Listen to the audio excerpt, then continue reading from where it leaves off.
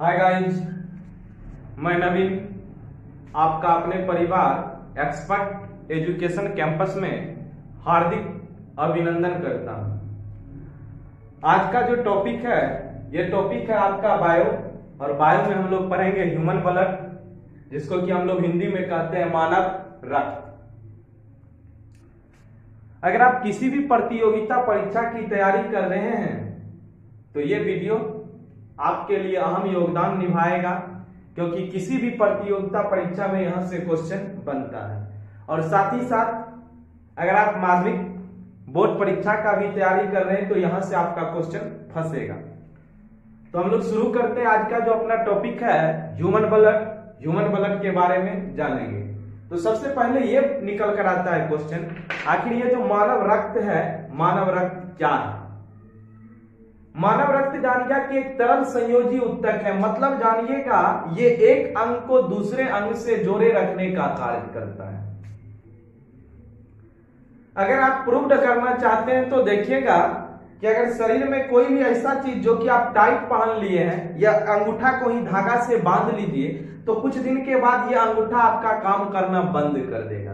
क्यों? क्योंकि उधर ब्लड का जो संचरण है, ब्लड का संचरण नहीं हो पाता है। तो इसीलिए हम लोग इसको कहते हैं कि मानव रक्त एक तरल संयोजी उत्तक है। इसको हम लोग परिसंचारी, मतलब एक स्थान से दूसरे स्थान तक शरीर में, चाहे वे कार्बोहाइड्रेट हो, विटामिन हो, कुछ भी हो, शरीर के एक अंगों से दूसरे अंगों तक पहुंचाने का काम करता है। और साथ ही साथ ये सॉफ्ट होता है, मतलब मुलायम होता है। इसीलिए इसको हम लोग जो है मुलायम उत्तक के नाम से भी जानते हैं। और एक स्वस्थ मनुष्य के शरीर में जो है 5 से 6 लीटर क्या होता है? रक्त पाया जाता है। रक्त का जो पीएच वैल्यू होता है वह होता है 7.4। और इनकी जो प्रकृति होती है, मतलब ये अम्लीय होता है कि क्षारीय होता है कि उदासीन होता है, तो इनकी प्रकृति जो होती है वो होती है 7.4। तो इनकी प्रकृति क्या हो जाएगी? क्षारीय हो जाएगी। मतलब रक्त जो होता है थोड़ा सा क्षारीय होता है। तो क्या क्या इनसे पॉइंट बनता है? तो पहले हम लोग जो छोटा छोटा क्वेश्चन है इनको देखेंगे। एक बार अगर आप पूरा ब्लड पढ़ लिए तो आपको जो इतना डाटा आपके पास उपलब्ध हो जाएगा कि जो किसी बुक में आपको जो उतना डाटा उपलब्ध नहीं होगा। तो चलिए पहले हम लोग छोटे छोटे क्वेश्चन को जानेंगे जो कि आपको आता होगा, लेकिन जैसे जैसे आपका वीडियो बढ़ते जाएगा, समय बढ़ते जाएगा, उसमें हम लोग उस तरह से जो है देखने का काम करेंगे। तो पहला पॉइंट यही आपका, रक्त एक तरल संयोजी उत्तक है। दूसरा पॉइंट, इसे मुलायम प्लस परिसंचारी उत्तक कहते हैं। तीसरा पॉइंट, इसका पीएच वैल्यू कितना होता है? तो 7.4 होती है। इनकी प्रकृति कैसी होती है? तो क्षारीय होती है। और एक स्वस्थ मनुष्य के शरीर में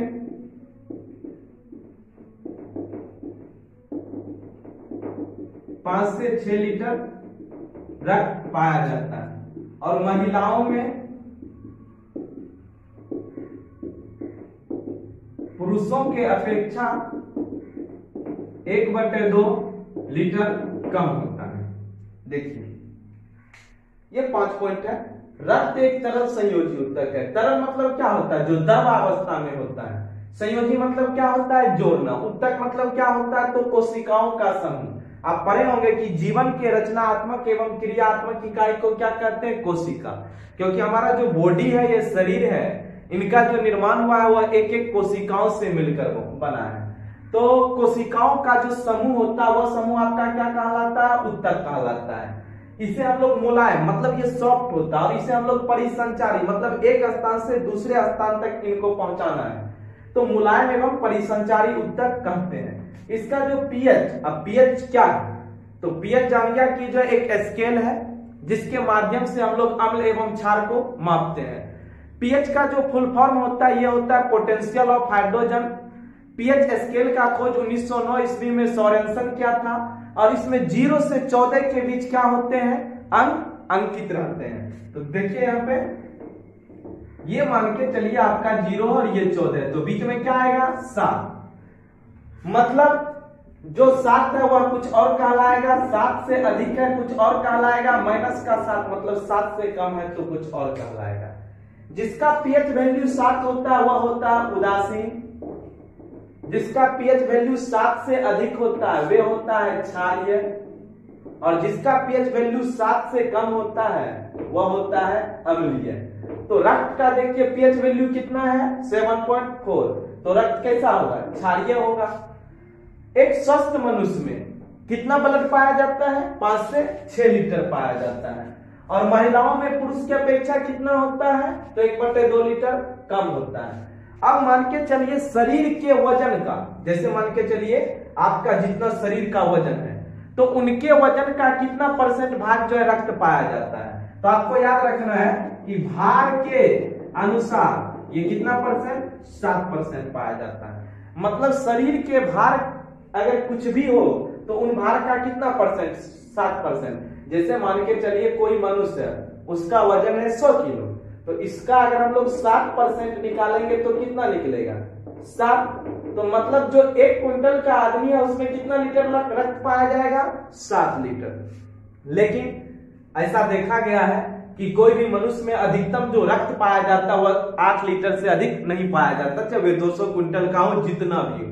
लेकिन एक स्वस्थ मनुष्य जो एवरेज है उसमें जो रक्त पाया जाता है वह 5 से 6 लीटर पाया जाता है। तो आप इनका जल्दी से स्क्रीनशॉट ले लीजिए। चलिए उम्मीद है कि आप स्क्रीनशॉट ले लिए होंगे। अब देखिए यहां से और क्या क्वेश्चन बनता है, रक्त के लिए हम लोग हीम मतलब हीम नामक शब्दों का प्रयोग करते हैं।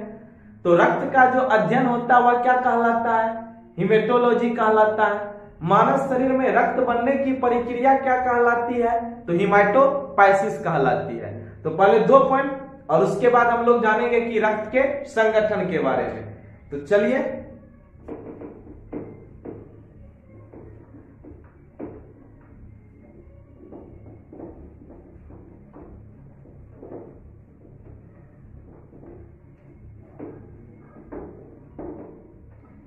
तो 2 पॉइंट आप पहले ये नोट कर लीजिए कि रक्त का अध्ययन क्या कहलाता है।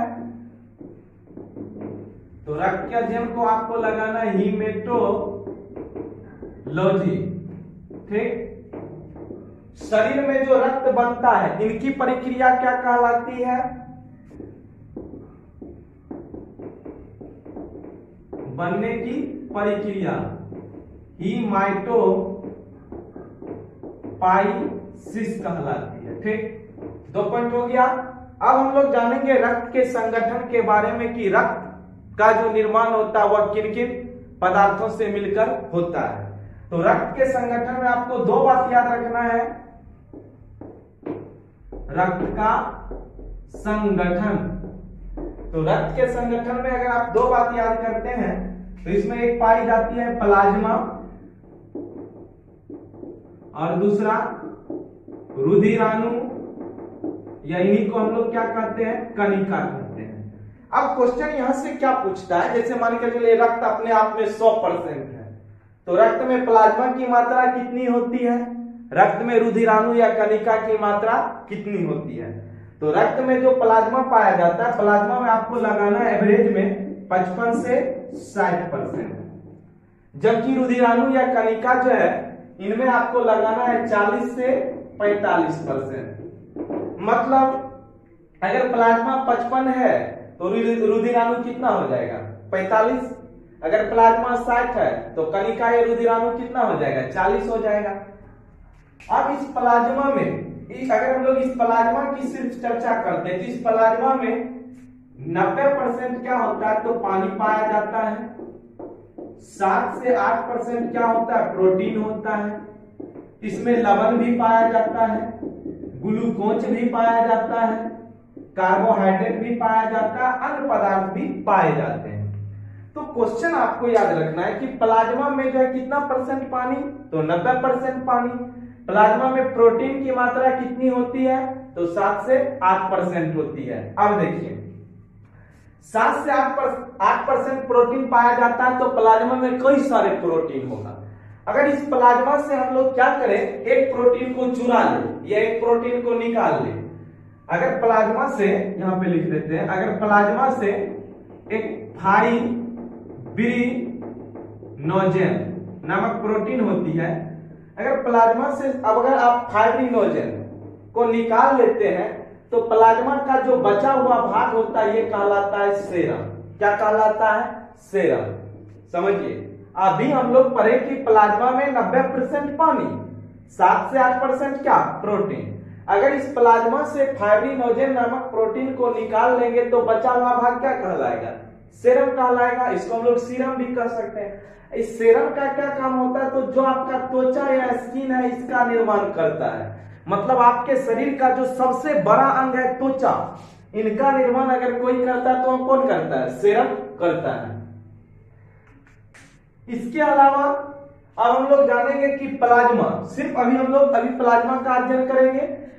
अगर आपको मालूम है तो आप जो है जवाब दीजिएगा कि प्लाज्मा में ग्लूकोज की मात्रा कितनी होती है, प्लाज्मा में यूरिया यानी कि जो रक्त है, प्लाज्मा को छोड़िए रक्त का ही, रक्त में ग्लूकोज की मात्रा कितनी होती है, रक्त में यूरिया की मात्रा कितनी होती है, रक्त में जो कोलेस्ट्रॉल होता है उसकी मात्रा कितनी होती है, और रक्त में जो बिलिरुबिन होता है उसकी मात्रा कितनी होती है।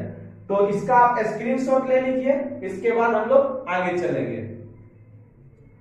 चलिए, उम्मीद है कि आप ले लिए होंगे स्क्रीनशॉट। तो अभी आपको पढ़ना है ये जो रक्त है, रक्त में कितना ग्लूकोज पाया जाता है, रक्त में कितना यूरिया होता है, और रक्त में कोलेस्ट्रॉल कितना होता है, रक्त में बिलिरुबिन कितना होता है, क्या इनका कार्य है, इनके बारे में जानते हैं। अब यहां से थोड़ा थोड़ा आपका क्वेश्चन जो है डिफिकल्ट होते चला जाएगा। तो सबसे पहले आपको बताना है रक्त में यूरिया की मात्रा कितनी होती है, रक्त में ग्लूकोज की मात्रा कितनी होती है, रक्त में कोलेस्ट्रॉल की मात्रा कितनी होती है, और रक्त में बिलिरुबिन की मात्रा कितनी होती है।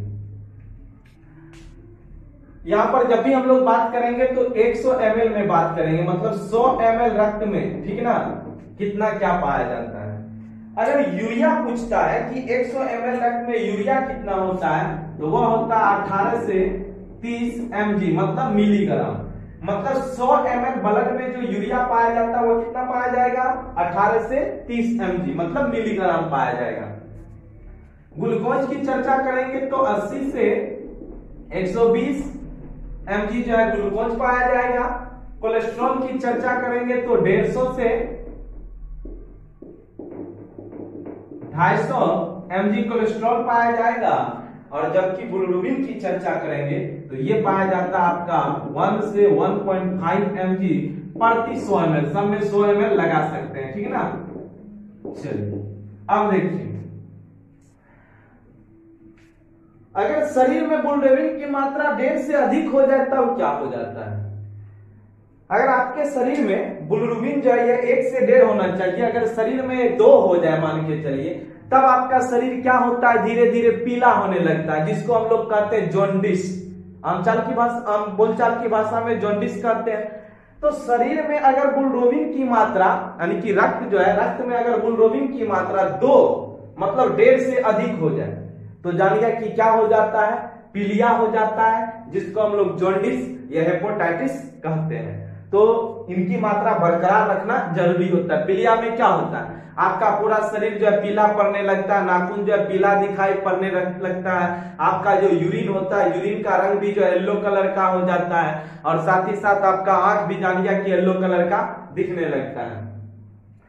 तो इतना जानकारी अभी आपको मिला। अब इसके अलावा हम लोग चलेंगे आगे। तो आपको याद रखना है यूरिया की मात्रा कितनी? तो 18 से 30 mg।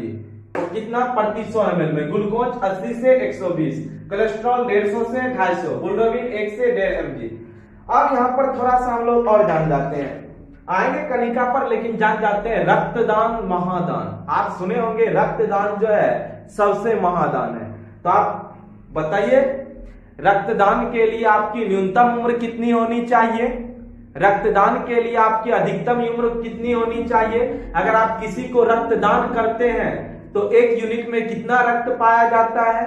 अगला आपको ये जवाब देना है कि रक्त अगर आप दान करते हैं तो आपके शरीर का वजन कितना होना चाहिए। अगर आप मान के चलिए एक बार किसी को रक्तदान कर दिए तो दोबारा जो रक्तदान कीजिएगा कितने दिनों के बाद कर सकते हैं। तो देखिए रक्तदान महादान इसके बारे में हम लोग जानते हैं, करना चाहिए। तो रक्तदान के लिए न्यूनतम उम्र की पहले हम लोग चर्चा कर लेते हैं कि आपका न्यूनतम उम्र कितना होना चाहिए, अधिकतम उम्र कितना होना चाहिए, आपका वजन कितना होना चाहिए और दोबारा आप कब रक्तदान कर सकते हैं। तो देखिए रक्तदान के लिए आपकी उम्र जो होनी चाहिए, न्यूनतम उम्र जानिए कि 21 वर्ष होनी चाहिए। अगर आप 21 वर्ष से कम के हैं तो आपसे जो है रक्तदान नहीं लिया जाएगा, मतलब आप रक्तदान नहीं कर सकते हैं। अधिकतम उम्र जो होना चाहिए वो 60 वर्ष होना चाहिए, मतलब 60 वर्ष से आप अधिक है तो आपका रक्तदान नहीं लिया जाएगा। और वजन, आपके शरीर का वजन जो है 50 केजी होना चाहिए। तो रक्तदान के लिए न्यूनतम उम्र 21 वर्ष, अधिकतम उम्र 60 वर्ष, वजन 50 किलो। अच्छे, अगर एक व्यक्ति अगर मान के चलिए आज रक्तदान किया तो कितने दिनों के बाद रक्तदान कर सकते हैं। तो वह जो दोबारा जो रक्तदान कर सकते हैं मात्र 14 दिनों के बाद जानिए कि वह दोबारा रक्तदान कर सकते हैं। और 1 यूनिट में जो रक्त पाई जाती है वो कितना होता है, तो 350 ml होता है।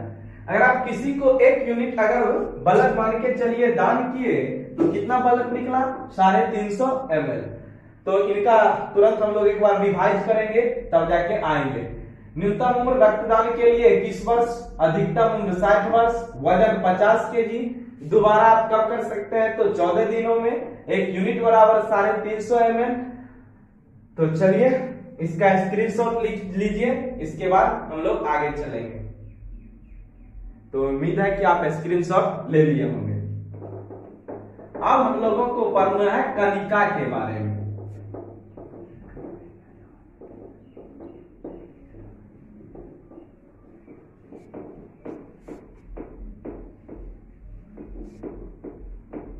कनिका में हम लोग आज आरबीसी को देख लेते हैं, अगर लंबा हो जाएगा तो डब्ल्यूबीसी को कल देखेंगे। तो सबसे पहले हम लोग जानते हैं कि कनिका जो है वह 3 प्रकार का होता है, यानी कनिका के कितने भाग होते हैं, तो 3 भाग होते हैं।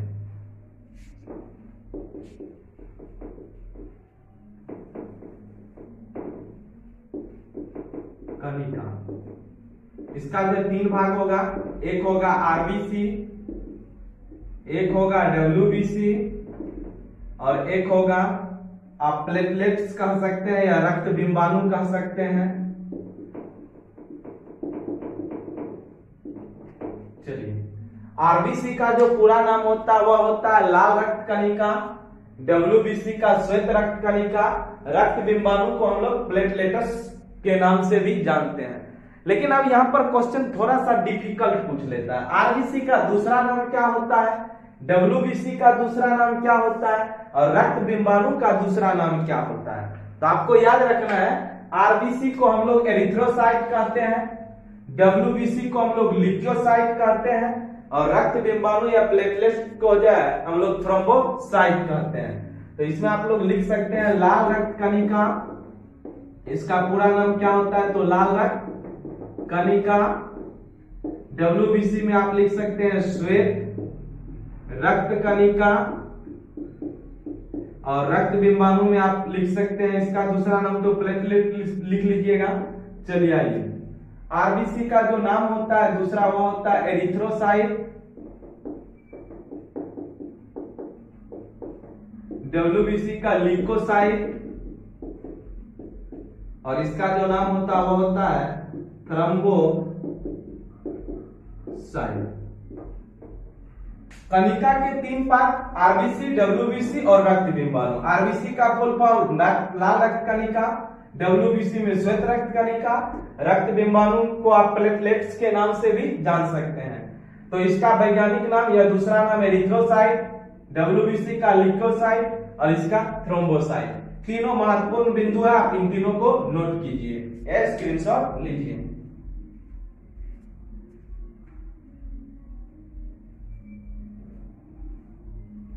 चलिए, उम्मीद है कि आप स्क्रीनशॉट ले लिए होंगे।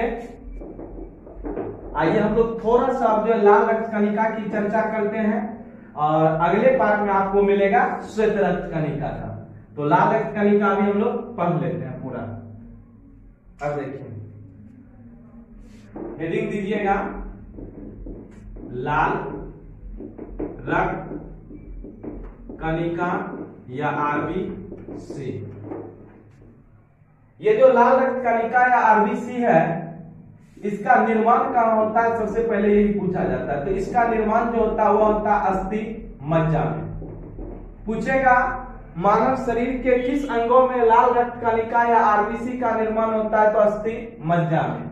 अच्छा, आरबीसी का जो लाल रंग होता है ये किसके कारण होता है, तो हीमोग्लोबिन के कारण होता है। अब हीमोग्लोबिन में क्या पाया जाता है, तो हीम नामक एक रंजक पाया जाता है और यही रंजक क्या करता है, आरबीसी को जो है लाल रंगों में प्रदान करता है। अच्छा, भ्रूण अवस्था मतलब जिस समय जानिए कि जो है बच्चा जो है माँ के गर्भ में रहती है, उस समय अगर बच्चा में आरबीसी का निर्माण अगर कहीं होता है तो मानव शरीर की जो सबसे बड़ी ग्रंथि है यकृत वहां पर, और जानिए कि जो दूसरा जो पीलिया जो होता है वहां पर इनका निर्माण होता है। तो भ्रूण अवस्था में अगर पूछा जाएगा तो भ्रूण अवस्था में आपको लगाना है यकृत प्लस जो है जो पीलिया है, यहाँ पर जो है निर्माण होता है। अब आरबीसी जो है, आरबीसी का जो जीवन काल होता है, इसका जीवन काल होता है 20 से 120 दिन तक। ये आपको याद रखना है कि आरबीसी का जीवन काल कितना होता है, तो 20 से 120 दिन तक। आरबीसी की जो मृत्यु हो जाती है वह हो जाती है पीलिया में। तो क्वेश्चन अगर पूछेगा कि आरबीसी का कब्रिस्तान किसे कहे जाते हैं, तो पीलिया को कहे जाते हैं। और इसमें आप और याद कर सकते हैं क्या, आरबीसी का जो कार्य होता है, ये क्या कार्य होता है, शरीर के प्रत्येक अंगों में O2 को पहुंचाना, मतलब ऑक्सीजन को पहुंचाना एवं CO2 को क्या करना, बाहर करना। तो इनके कार्य में आप लिख सकते हैं O2 को पहुंचाना और CO2 को क्या करना, बाहर करना। तो आइए सबसे पहले हम लोग इतना रिपीट करते हैं। लाल रक्त कणिका, इनका निर्माण कहाँ होता है, अस्थि मज्जा में। इसका रंग लाल क्यों होता है, हीमोग्लोबिन के कारण। हीमोग्लोबिन में क्या पाया जाता है, तो हीम नामक रंजक पाया जाता है। भ्रूण अवस्था में इसका निर्माण कहाँ होता है, तो यकृत एवं पीलिया में होता है। आरबीसी का जीवन काल कितना होता है, तो 20 से 120 दिन तक होता है। और इनकी मृत्यु कहाँ होती है, तो पीलिया में। तो इसीलिए आरबीसी का कब्रिस्तान किसको, तो पीलिया को। और एक बात और आपको याद रखना है, आरबीसी में जो है केंद्रक नहीं पाया जाता, लेकिन दो जीव है, एक है ऊंट और एक है लामा। ऊंट की एक प्रजाति है लामा, तो ऊंट एवं लामा में जो है केंद्रक पाया जाता है। तो आज के लिए इतना ही, हम लोग मिलते हैं अगले वीडियो में। तब तक के लिए बेस्ट ऑफ लक। अगर आपको ये वीडियो पसंद आता है तो आप हमारे चैनल को लाइक, सब्सक्राइब एवं शेयर करें।